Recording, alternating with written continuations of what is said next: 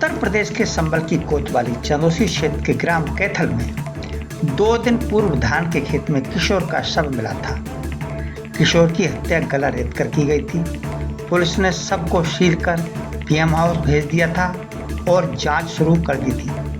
Police ने कड़ी से कड़ी जोड़ते हुए 2 दिन में ही किशोर की हत्या में शामिल ग्राम कैथल निवासी 2 लोगों को गिरफ्तार कर लिया, लेकिन तीसरा आरोपी फरार हो गया। गिरफ्तार 2 लोगों में एक अभियुक्त नाबालिग है।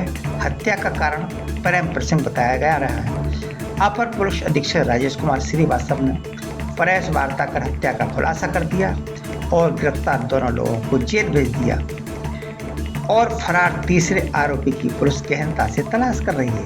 Bureau report ABP India news.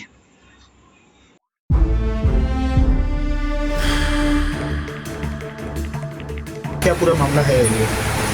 देखिए, दिनांक 26 तारीख को चंदौसी के ग्राम कैथल में एक डेड बॉडी मिलती है, जिसकी सूचना मिलती है 112 के माध्यम से। मेरे इंस्पेक्टर चंदौसी मोहित, सीओ चंदौसी अनुज चौधरी, कप्तान साहब, एसओजी प्रभारी रामवीर जी, सभी लोग मौके पे पहुंचते हैं। मौके पे गहराई से छानबीन होती है, फॉरेंसिक यूनिट भी बुलाई जाती है। तो पता चलता है कि गांव का ही एक छात्र, एक लड़का जो वहाँ पे हाई स्कूल का छात्र था, जो चंदौसी इंटर कॉलेज का, जिसका नाम सुमित था, उसकी वो डेड बॉडी थी, जिसकी प्रथम दृष्टया गला रेत कर हत्या हुई थी। पास में एक ग्लव्स पड़ा हुआ था, एक ग्लव्स निकला हुआ था। उसके बाद घटनास्थल को सील कर दिया जाता है और गहराई से उसका परीक्षण होता है, मुकदमा पंजीकृत किया जाता है।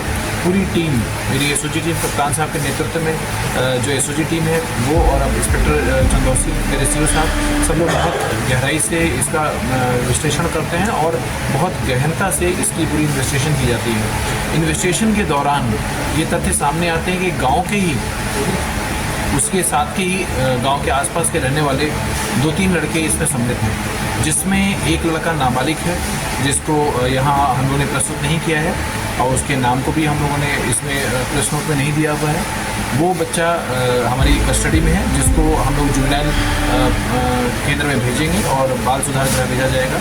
जो दूसरा लड़का जो आपके सामने प्रस्तुत है, इसका नाम गोविंद है, जो बेसिकली ये 18 से 20 साल के बीच इसकी उम्र है, जो इसके आधार कार्ड से हमको डाटा मिला। पूरा घटनाक्रम इस प्रकार था कि इसमें जो एक मुलजिम है जो अभी फरार है, जिसपे हमारे एसओजी और हमारे इंस्पेक्टर साहब भी काम कर रहे हैं और उसमें कप्तान साहब ने इनाम भी घोषित कर दिया है, उसकी पे हमारी टीम लगी हुई है।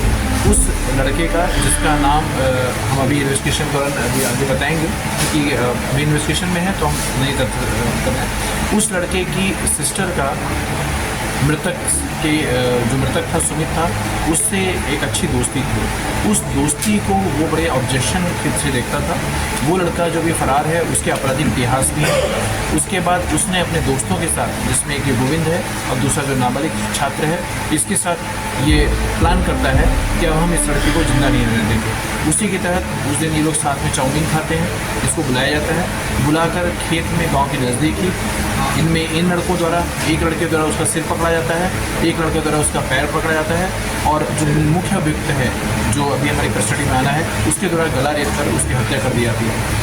उसकी जो सारे एविडेंसेस हैं, जो मेडिकल एविडेंस हैं, वो हमें जिस लड़के द्वारा उसका गला पकड़ा गया था, उसकी गर्दन को पकड़ा गया था, उसके हाथ से भी निकलता है। आप गोविंद के हाथ को देखेंगे तो इसके हाथ में भी चोट के निशान है, जो इसने गर्दन पकड़ रखी थी। तो जब उसने वार किया तो उस वार के जो उसके स्केचेस थे, जो कट के स्केचेस थे, वो उसके हाथ में भी है। हम इसका भी मेडिकल करा रहे हैं, उसको एविडेंस को पे कलेक्ट करेंगे। साथ में जो ग्लव्स है और जो चाकू है, वो वहाँ मौके से बरामद किया गया है। इन्वेस्टिगेशन जारी है और मुख्य अभियुक्त को के लिए हमारी जो एसओजी टीम है, रामवीर जी के नेतृत्व में, इंस्पेक्टर चंदौसी मोहित के नेतृत्व में, कप्तान साहब के पर्यवेक्षण में इसकी तलाश जारी है। शीघ्र ही हम उसको भी गिरफ्तार करके प्रस्तुत करेंगे, जुडिशल कस्टडी के लिए भेजेंगे। पूरी इस घटनाक्रम में कप्तान साहब ने पूरी टीम के लिए 10,000 रुपये इनाम की घोषणा की है। सर, सुमित की हत्या के पीछे वजह क्या आई अब तक सामने? जो सुमित थी, सुमित का जो मेन अभियुक्त है हमारा, उसकी सिस्टर के साथ एक अच्छी दोस्ती, ये दोस्ती को ही उसने ऑब्जेक्शन के रूप में लिया और उसको बहुत उसने प्लान कर लिया कि हम इसको क्या, उसने 2 बार समझाया भी था, 2 दिन रात पहले उसको समझाया भी था। उसके बाद भी उसको फिर एहसास हुआ कि समझाने से सुमित की दोस्ती और ये नहीं टूटेगी, खत्म होगी, तो उसने क्या कहते हैं मारने का प्लान बनाया। मृतक सुमित और आरोपी की बहन के बीच प्रेम संबंध था।